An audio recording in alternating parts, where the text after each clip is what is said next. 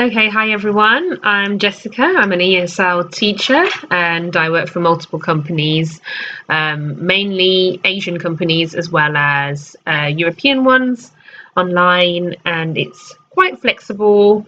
You get to do you have other commitments, you get to do what you want, you can look after your kids, do whatever, and it's really good. Yes, the hours are long, the pay isn't fantastic, but it's livable if you do a lot of hours. And if you find a good one, it's worth hanging on to. Now, the downside to it is that regulations change. So in China at the moment, if you work for a Chinese company, which most ESL teachers do, including myself. I work for about a couple. The regulations have changed, so they're no longer allowing ESL foreign working teachers to teach for their company because the government has cracked down on the restrictions of young children, usually under the age of 6 or kindergarten age, so that they can't learn a lot of English on the weekends, in the evenings, because the parents, they are very strict and they want the best for their children because it's very competitive with these companies in and around China. There's literally like tutoring companies on the edge of the street, everywhere basically. It's very, very, very competitive in China. And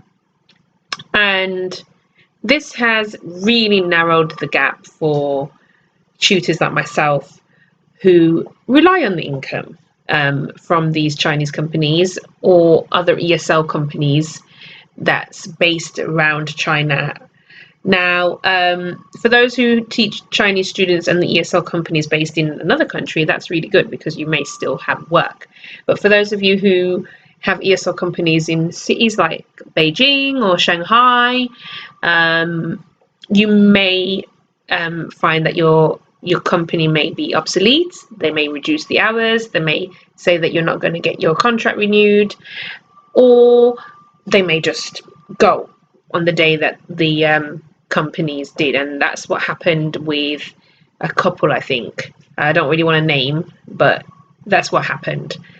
And I've been working for a company, and I don't really like to say the names of companies, but in this instance, I think that I have to, only because I think I've been here before in England where I've had companies just go, boop, sorry, Jess, you are no longer coming in tomorrow because we are no longer running as a business.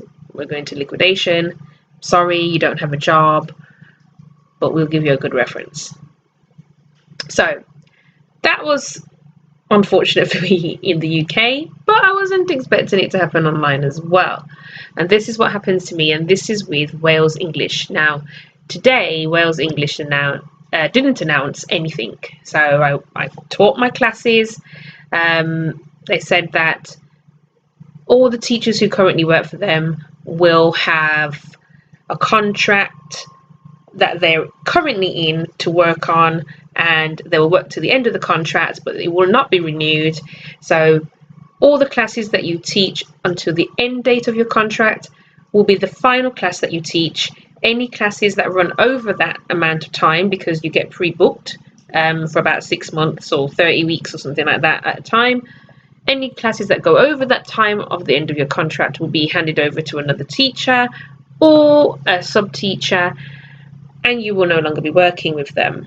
Now, this was announced on around the 26th of July this year, 2021, and it seemed okay. I thought, great, and they said in the email, oh, they're going to contact all the teachers, whether it be on the forum on Facebook or personally on their emails, in regards to how the process will change. So if there were any changes, if we were going to get maybe sacked or whatever before our contract expires, then they will inform us.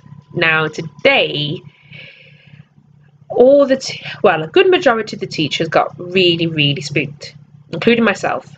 Now I work for other ESL companies, so I always make sure I have plan B, plan C, plan D because I need the income. However, for those who only solely rely on Wales English as an ESL teacher, it is very disheartening and very overwhelming and not a nice predicament to be in. I know how they feel because I've been there before in a UK company, and it is not nice. So today, Wales English announced that they no longer have, well, they didn't announce, I'm sorry for saying announce, they say that they didn't say anything. They just wiped our schedules clean, and I went onto the forum and I saw all these messages from the tutors saying how worried they are that their schedules have gone, they've got no classes for the future, and some were saying they were dwindling down as they wrote the message on Facebook. So were their classes were disappearing at the same time. So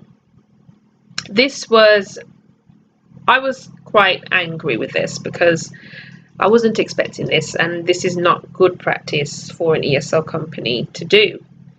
So as a warning, I would suggest any tutor to just always have a plan B in mind. If you can set up your own ESL business, please do so. I do so as well. I have my own private tutoring company, which I'm trying to kick off and get more students on. But I think that will be more of a way forward for teachers to go down, because I think when it comes to professionalism, we have to make sure that we are the go-getters, we are the example that we set, because at the end of the day, students need us. And you know, for any student who wants to go abroad and do further education, whether it be higher education, university, they will need to learn some sort of English. So there is a market out there that is for ESL teachers, if it isn't with a Chinese company. So I just want to make sure I highlight this, and to make sure that if there are any aspiring ESL teachers out there, make sure you do your homework. Make sure that you always have a plan B. Try not to just go for one company, go for a multitude of companies, and make sure that your home country has work that you can go back into, where you have a multifaceted approach, because right now it's very unstable. And I think reading the news and staying informed about what's happening will give you a good stead of how to go about your life in the future. But yes, it's very concerning, and I've noticed the pattern, especially with companies in China, where they abruptly change contracts, or they end them, or they disappear, or they have a lot of stipulations that works a lot in favor for them. So just be very careful when you get a contract. Always read it carefully and try to learn from any experiences. I wouldn't say this is a mistake, this is not our fault, but try to learn from the experiences and move on, and see very clear, and make sure your points are very clear at the beginning of what it is that you expect, what it is you need, and see if you can stick to those conditions and terms in the contract.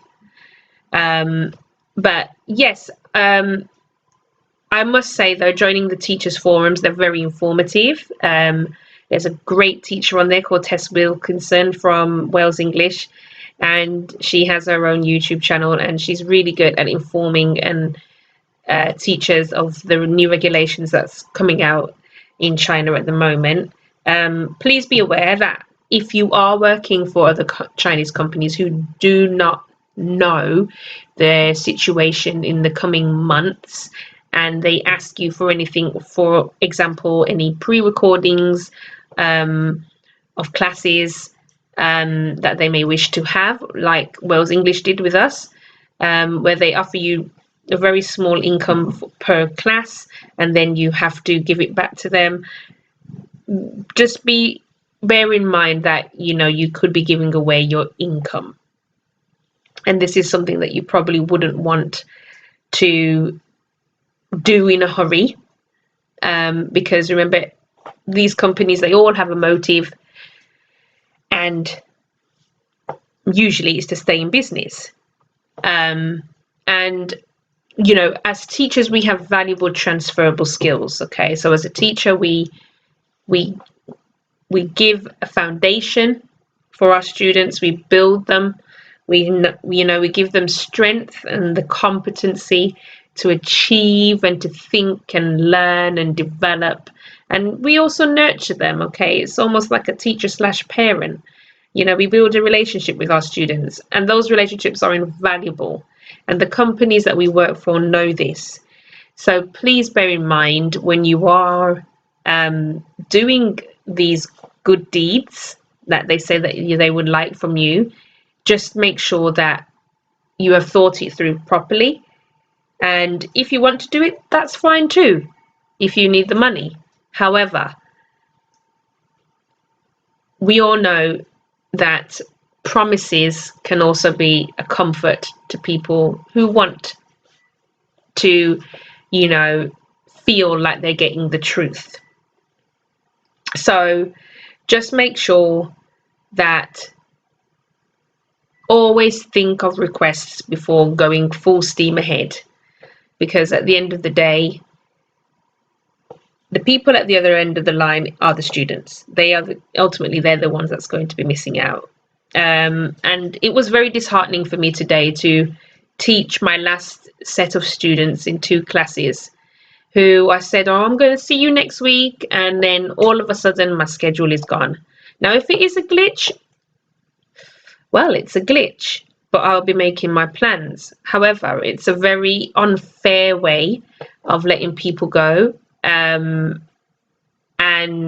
just think long and hard before you dive into ESL companies, as I did, and as how other tutors have, because, you know, we can sometimes be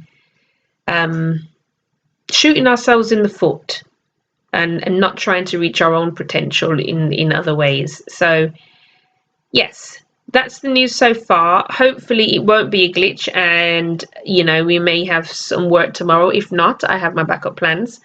But for all the teachers who do work for Wales English or any other ESL companies, and who have lost their jobs or are about to lose it, or in the process of, I do wish you every success in what you do. Always have a backup plan. Always upskill yourself. Learn as much as you can. And just remember, you are a gem. Without our students, right, and without us, the world would be lacking a lot of skills and a lot of expertise and a lot of learning, you know. So you are invaluable. You are worth it. Don't be disheartened. Yes, I know that your family may be relying on your sole income, which is the case for a lot of tutors at the moment. But just bear in mind that in every storm, okay, there will come the sunshine afterwards. So keep your chin up. I wish you all the best. Thank you for listening, and I look forward to seeing you all again soon. Bye.